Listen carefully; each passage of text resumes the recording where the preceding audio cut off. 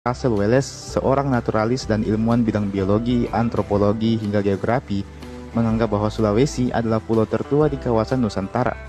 Dikarenakan fauna yang ada di Sulawesi terlalu unik, dan saking uniknya, fauna-fauna tersebut hanya bisa ditemukan di Sulawesi saja. Dan nampaknya beberapa fauna-fauna dari Jawa, Kalimantan, hingga Sumatera juga tak ditemukan di Pulau Sulawesi.